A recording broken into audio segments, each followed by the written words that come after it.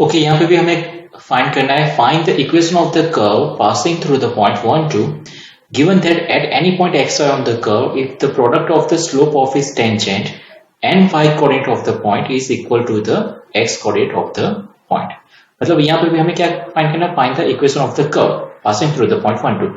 Curve का equation find करना है xy वेरिएबल में, करेक्ट। कर्व का इक्वेशन xy वेरिएबल में हम नॉर्मली रिप्रेजेंट करते हैं और इंफॉर्मेशन क्या दी है कि given that at any point X Y on the curve, किसी भी पॉइंट एक्स वाई पे, if the product of the slope of is tangent. अब मैंने प्रीवियस एग्जांपल सेकंड एग्जांपल में बताया था कि किसी भी कर्व का जो टेंजेंट होता है उसके स्लोप को हम किससे रिप्रेजेंट करते हैं, dy बाय dx से। तो यहाँ पे क्या दिया, if the product of the slope of is tangent, slope of is tangent मतलब dy by dx and y coordinate of the point, y coordinate मतलब कि ये y मतलब प्रोडक्ट ऑफ स्लोप ऑफ इस टेंजेंट मतलब dy बाय dx और y coordinate, उनकी product, दोनों की प्रोडक्ट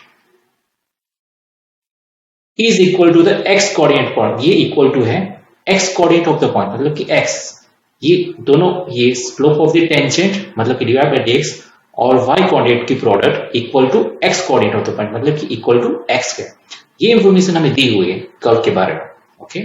और उस बेस पे हमें कर्व का equation y x y variable में फाइंड करना है। तो हमें डिफरेंशियल इक्वेशन मिल गया।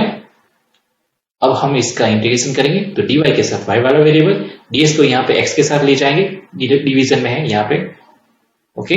तो यहाँ पे न्यूमरेटर में ले आएंगे तो ये हो जाएगा y into d y is equal to, ये dx यहाँ पे आ गया x के साथ तो ये हो जाएगा x इंटू dx। दोनों साइड इंटीग्रेशन करेंगे तो ये y का पावर के हिसाब से एक पावर बढ़ेगा और नीचे बढ़ा हुआ पावर आ जाएगा वाई स्क्वायर बाय 2। उसी तरह x का भी एक पावर बढ़ेगा with respect to x integration कर रहे हैं इसलिए, और नीचे बढ़ा हुआ पावर आ जाएगा x स्क्वायर बाय 2 और प्लस हमारा कांस्टेंट c। इसको फर्दर सिंप्लीफाई करेंगे तो वाई स्क्वायर, ये 2 यहाँ पे 2 को मल्टीप्लाई करेंगे, एलसीएम लिखे तो ये 2 आ जाएगा, यहाँ 2c हो जाएगा और दोनों साइड से 2 डिवीजन में दोनों साइड तो ये कैंसिल आउट हो जाएगा। तो ये हो जाएगा y square is equal to x square plus 2c। लेकिन हमें ये c कांस्टेंट की वैल्यू फाइंड आउट करनी है क्योंकि हमें ये जो भी इक्वेशन है कर्व का वो पर्टिकुलर इक्वेशन मतलब कि c कांस्टेंट के बिना फाइंड करना है। तो c को रिमूव करने के लिए हमें और एक इंफॉर्मेशन दी है कि ये जो कर्व है ये इस पॉइंट में से पास हो रही है, मतलब ये जो पॉइंट है इसका ये 1 जो है वो x कोऑर्डिनेट बता रहा है और जो 2 है वो y कोऑर्डिनेट बता रहा है। मतलब इस पॉइंट को अगर इस इक्वेशन में हम रख दें तो हमें c की वैल्यू मिल जाएगी। तो इस पॉइंट को इस इक्वेशन में रखते हैं तो ये 1 है x कोऑर्डिनेट को रिप्रेजेंट कर रहा है और ये 2 है y कोऑर्डिनेट को रिप्रेजेंट कर रहा है। तो y की जगह 2 का स्क्वायर होगा मतलब 4, x की जगह 1 का स्क्वायर मतलब 1 और प्लस 2c। ये 1 यहाँ पे आ जाएगा तो ये हो जाएगा 2c is equal to 4 minus 1, ये 1 यहाँ पे आएगा तो 4 माइनस 1 हो जाएगा 3।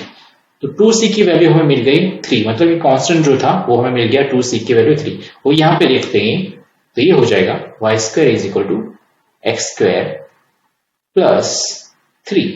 2c को हमने पूरा यहाँ से 3 से रिप्लेस कर दिया क्योंकि c 2c भी एक कांस्टेंट, अगर c कांस्टेंट है तो 2c भी कोई कांस्टेंट रिप्लेस करता है। तो हमने यहाँ पे क्या किया, पूरे 2c को ही रिप्लेस कर दिया 3 से। तो हमारा जो फाइनल इक्वेशन मिला y square is equal to x square plus 3।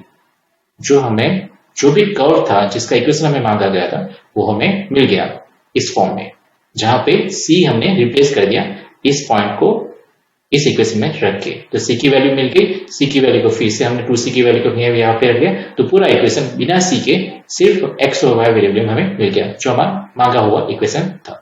तो बहुत ही इजी क्वेश्चन था, ओके।